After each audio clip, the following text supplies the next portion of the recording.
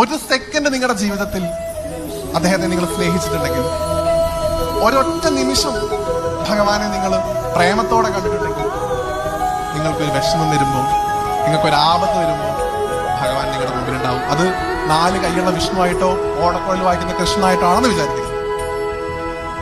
പല രൂപത്തിൽ, പല രീതിയിൽ, പല ചിന്തകളിൽ ഗുരുവായൂരപ്പൻ നിങ്ങളുടെ മനസ്സിലുണ്ടാവും. നേരത്തെ പറഞ്ഞല്ലോ, ഭഗവാൻ ധർമ്മച്യുതി വരുന്ന സമയത്ത് അവതാരങ്ങൾ എടുത്തുകൊണ്ടേയിരിക്കും. എവിടെയാ അവതാരങ്ങൾ എടുക്കണേ? ഹരിദ്വാറിലോ ബദ്രിയിലോ കുംഭർനാടോ അല്ല, നിങ്ങളുടെയൊക്കെ മനസ്സിലാണ് ഭഗവാൻ അവതരിക്കുന്നത്. ആ 2 കുഞ്ഞിക്കായി നിങ്ങളുടെ തോളിൽ വന്ന് വീഴുന്നത് നിങ്ങൾ അനുഭവിച്ചറിയും. ഭഗവാനെ വിശ്വസിച്ച് നിങ്ങൾ ഭജിക്കുന്നെങ്കിൽ അതാണ് ഗുരുവായൂരപ്പന്റെ മന്ത്രം. ഒറ്റത്തവണ വിളിച്ചാൽ മതി എന്ന് ഭഗവാൻ പറയാം. ഒറ്റത്തവണ. ആ തവണ നിങ്ങൾ വിളിക്കുന്ന സമയത്ത് നിങ്ങളുടെ പേര് റെക്കോർഡ് ചെയ്യപ്പെട്ടു.